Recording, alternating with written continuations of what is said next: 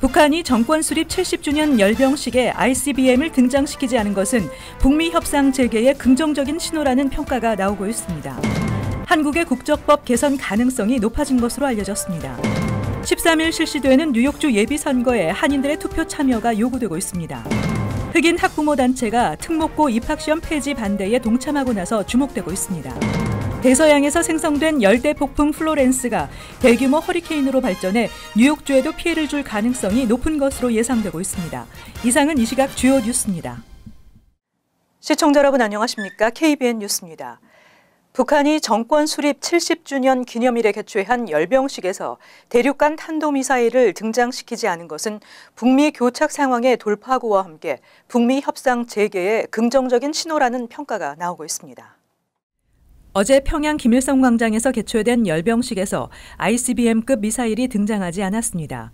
지난 2월 건군절 열병식 때까지만 해도 모습을 드러냈던 화성 14형과 화성 15형 등 ICBM은 사거리가 10,000km 이상으로 미국 본토도 겨냥할 수 있어 트럼프 행정부에도 위협이 될 수 있는 상황에서 이를 열병식에 내보내지 않은 것은 미국을 타깃으로 하지 않겠다는 의도로 해석되고 있습니다. 한국 정부 당국자는 ICBM이 나올 경우 미국 여론이 들끓었을 것이 분명한 데 따라 다음 주 남북 정상회담 등을 앞두고 좋은 환경이 조성됐다고 평가했습니다. 한편 취소됐던 폼페이오 장관의 재방북 또는 극적인 제2차 북미 정상회담이 가능해지려면 종전선언과 핵신고 등 비핵화 초기 조치에 구체적 이행 방안이 나와야 할 것으로 전문가들은 보고 있습니다. 오늘부터 12일까지 처음 방한하는 스티븐 비건 신임 미 대북정책특별대표도 그 가능성을 집중적으로 탐색할 전망입니다. 비건 대표는 한국 측 특사단의 지난 5일 방북 결과를 포함해 지난 한반도 상황에 대한 평가를 공유하는 한편 차후 비핵화와 평화체제 구축 추진 방안, 한미 공조 방안 등을 협의할 예정입니다. 특히 비건 대표가 평양에서 열리는 남북 정상회담을 앞두고 방한하는 만큼 양측은 한반도 비핵화를 위한 실천적 방안에 대해 집중해 합의할 것으로 예상됩니다. 이 과정에서 비건 대표가 도널드 트럼프 대통령의 메시지를 전달할 가능성도 있습니다. 부모의 국적에 의해 선천적인 복수국적 한인 2세 남성들이 병역을 이행하지 않았을 경우 한국 내 경제활동에 불이익을 당하는 등 불합리하다는 지적이 이어져 온 가운데 국적법 개선 가능성이 높아진 것으로 알려지고 있습니다. 한국 법무부가 지난 6월 국적 이탈과 국적 상실 제도 등의 개선을 위해 전문가와 관계기관, 재외동포재단이 참여하는 국적 제도 개선 자문 태스크포스를 발족하고 개선안을 논의 중인 가운데 시대 변화의 흐름에 맞춰 개선안이 마련돼야 한다는 의견이 모아진 것으로 전해졌습니다. 특히 이 같은 분위기를 반영해 박상기 법무부 장관은 다음 달 2일 경기도 과천 정부청사에서 선천적 복수국적 피해자 구제운동을 펼치고 있는 미주 현직 한인회장협의회장단과 회동을 갖고 국적법 개정을 위한 미주 한인들의 의견을 적극 청취한다는 계획입니다. 김민선 뉴욕 한인 회장은 이와 관련해 지난 4월 한국 정부에 미주 한인 2만 명이 서명한 청원서를 제출한 이후 국적제도 개선 자문 태스크포스가 구성되는가 하면 미주 현직 한인 회장 협의회와 장관과의 만남이 성사되는 등 긍정적인 조짐이 보이고 있다며 이번 회동에서 미주 한인들의 입장을 명확히 전달하겠다고 말했습니다. 한편 한국 국회도 국적법 개정에 속도를 내고 있습니다. 한국 국회는 내일 선천적 복수 국적자의 국적 선택제도 개선이라는 주제로 국적법 개정안 토론회를 개최하는 등 개선책 마련에 박차를 가하고 있습니다. 한국 법무부 관계자는 최근 5년 동안 국적 취득자는 평균 13,392명인 반면 국적 상실자는 평균 22,952명으로 불균형이 이어지고 있다며 국민의 목소리를 경청하고 국익과 인권에 부합하는 합리적인 국적 정책을 추진하기 위해 추가적인 관계부처 전문가 회의를 거친 뒤 해결해 나갈 것이라고 전했습니다. 도널드 트럼프 행정부가 밀입국으로 체포되는 이민자들이 구금 기한 후 대부분 잠적하면서 추방 조치가 어려워진다는 판단에 따라 구금 기한 제한 없이 재판이 끝날 때까지 장기 구금할 수 있도록 하는 방안을 추진하고 있습니다. 연방국토안보부는 밀입국자 구금 기한 폐지안을 연방관보에 고시하고 60일간의 의견 수렴 기간을 거친 뒤 최종 시행 여부를 결정한다고 발표했습니다. 현행 규정은 밀입국 이민자들의 경우 추방 재판 종료와 관계없이 구금 기한을 20일까지로 정하고 있습니다. 연방국토안보부의 이 같은 정책 변경 추진은 구금 기한 후 석방된 미입국자들이 대부분 잠적하면서 추방 조치가 어려워지고 있기 때문에 법원 판결이 날 때까지 장기 구금한 후 추방하려는 시도로 풀이되고 있습니다. 한편 트럼프 행정부는 지난 4월부터 미입국 가족들에 대해 20일까지만 가족들이 함께 구치소에 머물게 한 뒤 부모들을 형사 기소해 어린 자녀들을 따로 보호시설에 격리시켜 거센 역풍을 맞아 이를 중단시킨 바 있습니다. 이 같은 무관용 정책 시행 후 1개월여 만에 법원의 명령으로 2,900명을 제외시켰으나 아직 500명에 달하는 아동들은 부모들과 만나지 못하고 있는 것으로 파악되고 있습니다. 오는 13일은 뉴욕주 예비선거가 실시되는 날입니다.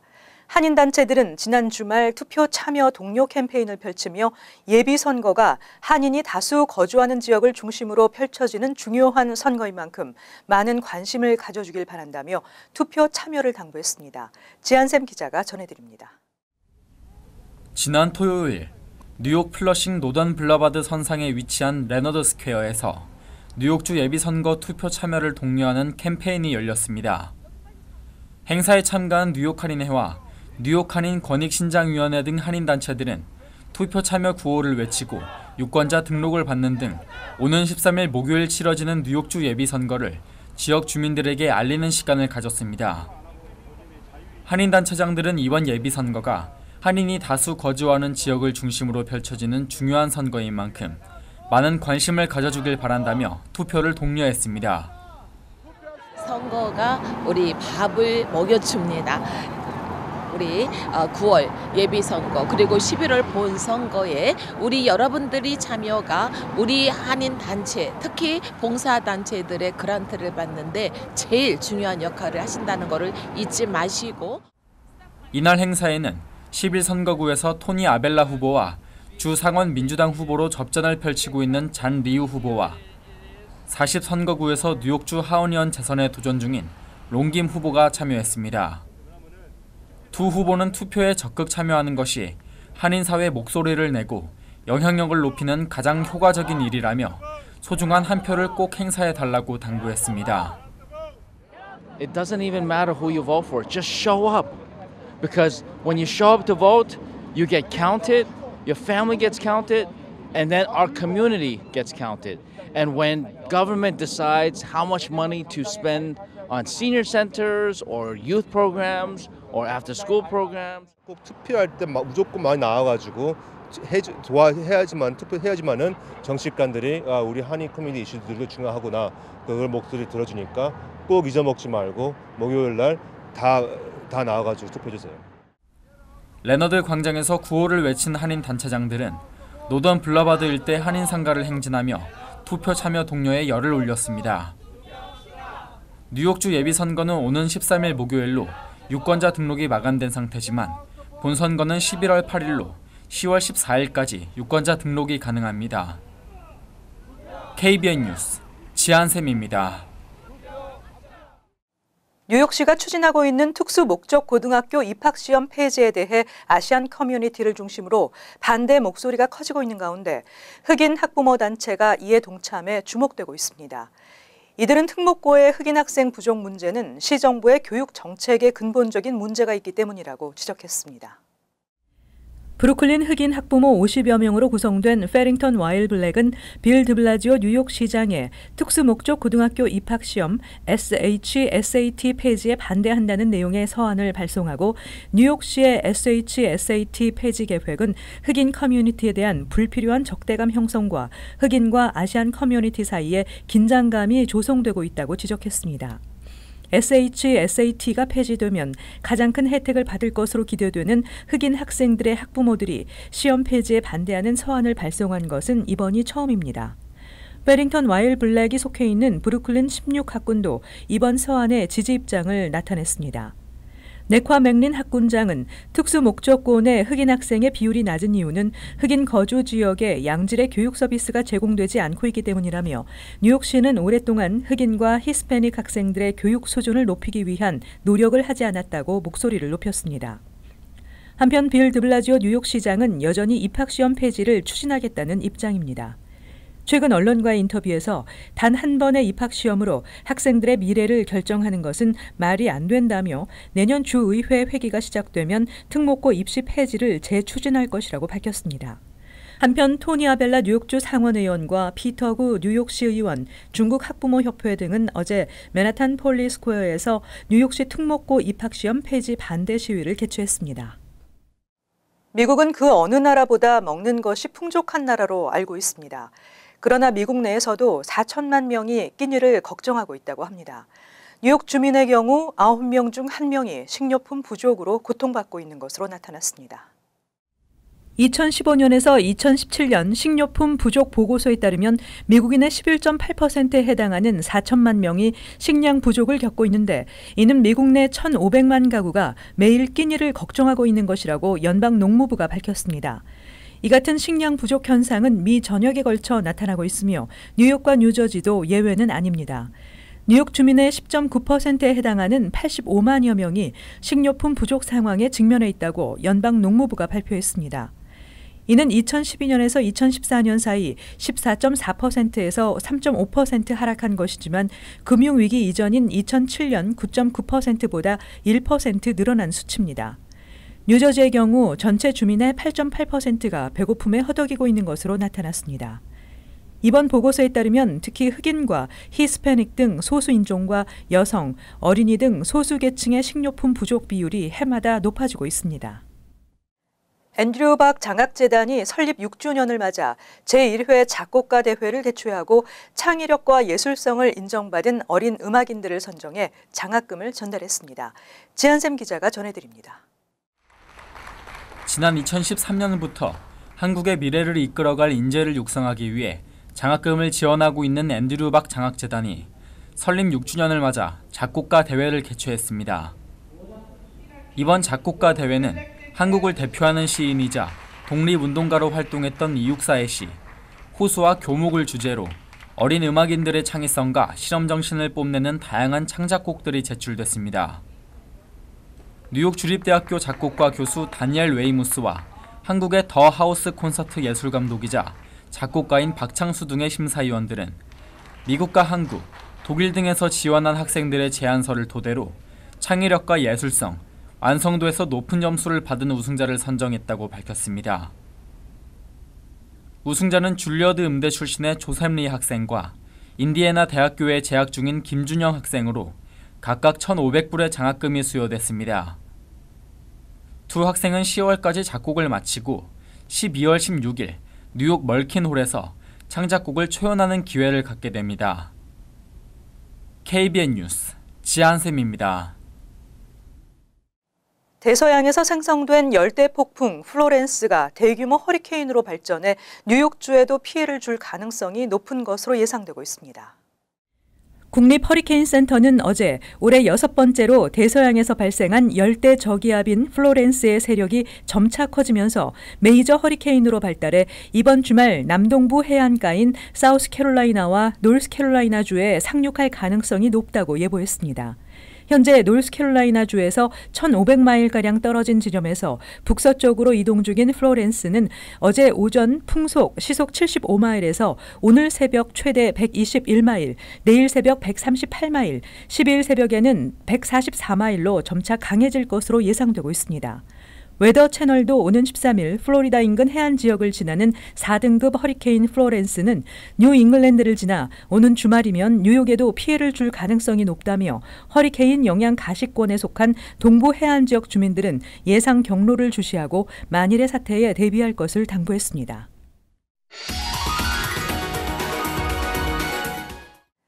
이어서 LA 지역 한인사회 소식입니다. 한미 동포재단 개혁 작업을 앞두고 공청회를 열어야 한다는 목소리가 높아지고 있습니다. 재단 정관 개정 작업에 진척이 없자 한인사회가 직접 나서자는 겁니다. 여준호 기자가 전해드립니다. 지지부진한 한미 동포재단의 정상화 작업이 새로운 국면을 맞고 있습니다. 최근 한인사회에선 LA 총영사관이 적극적으로 추진하고 있는 동포재단 정관 개정 작업에 한인 커뮤니티도 개입을 해야 한다는 목소리가 나오고 있습니다. 동포재단 개혁을 명분으로 임시 이사회가 구성된 지 3개월이나 지났지만 아무런 결과물이 나오지 않은 데 따른 움직임입니다. 개정 작업이 언제까지 될는지 몰라도 중간중간에 대충 돌아가는 거를, 그리고 그 세 분이서 어떻게 결정할 거에 대해서는 그 세 분 중에 어느 대표가 우리 한인사에 좀 알려줘야 되는 것이 좋지 않나 그렇게 생각을 합니다. 일각에선 오로지 한인들의 힘으로 세운 한인회관을 주 검찰의 손에 맡겨야 되겠느냐는 볼멘 소리가 나오기도 했습니다. 정관 개정을 진행 중인 LA 총영사관 측은 시기적으로 이른 감이 있을 뿐이지 얼마든지 대화의 장은 열려 있다는 입장입니다. 검찰청하고 이제 그 이사회 등하고 그 내용과, 그러니까 정관 내용과 그다음에 여러 가지 그 절차에 대해서도 지금 협의를 하고 있으니까 이제 그 부분은 저희가 적절한 계기가 되면은 수시로 저희가 우리 교민사회하고 공유할 수 있는 때가 왔으면 좋겠습니다. LA 한인회는 한인회관에 대한 소유권 이전까지 언급하며 동포재단 논란에 불을 붙인 상황. 임시 이사회까지 구성되며 급물살을 타는 듯했던 재단 정상화 작업에 잇따른 차가운 눈총이 이어지며 또 한 번 제동이 걸리고 있습니다. MBC 뉴스 여준호입니다. LA에서 면허 없이 불법으로 마리화나를 판매한 혐의로 500여 명이 적발됐습니다. 마이크 퓨어 LA시 검사장은 지난 5월부터 불법 마리화나 판매업소에 대한 집중 단속을 벌인 결과 120건의 사건이 적발됐고 515명을 기소했다고 밝혔습니다. 기소된 515명은 LA 지역에서 불법으로 마리화나 업소를 운영하거나 재배한 혐의를 받고 있으며 마리화나 실험실이나 배달회사 등에 연루된 것으로 알려졌습니다. 이와 관련해 LA 검찰은 앞으로 마리화나 사업과 관련해 불법 행위에 대한 단속을 확대해 공공안전을 확보할 방침이라고 강조했습니다. 한편 기소자 가운데 10명은 구속영장이 발부됐으며 472명은 계류 중인 상태입니다. 이어서 간추린 소식입니다. 2001년 9.11 테러 직후 폐쇄됐던 맨하탄의 월드 트레이드 센터 코틀랜드 스트리트 전철역이 지난 8일 17년 만에 재개통됐습니다. 전철역의 원래 명칭은 코틀랜드 스트리트 역이었지만 9.11 테러가 발생한 월드 트레이드 센터 지역임을 부각하는 취지에서 월드 트레이드 센터 코틀랜드 역으로 재개통됐습니다. 마이클 지아나리스 뉴욕주 상원의원은 최근 뉴욕주 내 모든 학교와 공원의 식수 검사를 3년마다 의무적으로 실시하고 그 결과를 온라인에 공개하도록 하는 법안을 상정할 계획이라고 밝혔습니다. 현행 법에 따르면 뉴욕주 내 모든 공립학교는 매 5년마다 식수 검사를 해야 하며 공원은 별도의 식수 검사를 받지 않아도 됩니다. 지아나리스 의원은 오는 1월 새 회기가 시작되면 관련 법안을 발의할 계획입니다. 뉴저지주 웨인 타운십 의회는 오락용 마리화나 판매소를 설치하지 못하도록 하는 조례안을 만장일치로 통과시켰습니다. 의료용 마리화나 판매소 설치는 허용합니다. 이에 앞서 후손과 룰스헤일든, 클리프턴 등의 타운에서 오락용 마리화나 판매를 금지하는 조례안을 각각 통과시킨 바 있습니다. 버겐 카운티에서는 이스트 러더포드, 가필드, 헤스브룩 하이츠, 로다이, 마와, 우드클리프 레이크 등에서 이미 오락용 마리화나 판매를 금지시킨 상태입니다. 필 머피 뉴저지 주지사는 한 번 우편 투표 신청을 하면 모든 선거에서 자동으로 우편 투표에 참여할 수 있도록 하는 우편 투표 개정안에 서명했습니다. 이에 따라 2016년 선거에서 우편 투표 신청을 한 유권자는 오는 11월 6일 중간 선거부터 우편 투표 유권자로 자동 분류돼 별도로 신청을 하지 않아도 됩니다. 다만 우편 투표를 원하지 않을 경우 오는 14일까지 각 카운티에 우편 투표 불참 의사를 밝히면 선거 당일 투표할 수 있습니다. 계속해서 환율과 증권 소식입니다.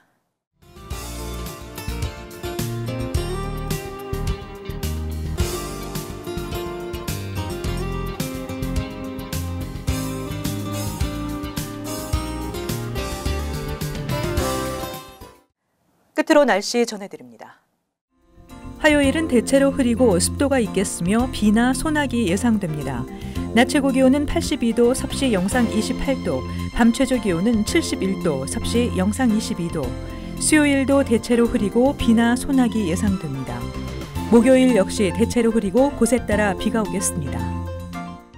이상으로 KBN 뉴스를 마칩니다. 시청해주신 여러분 고맙습니다.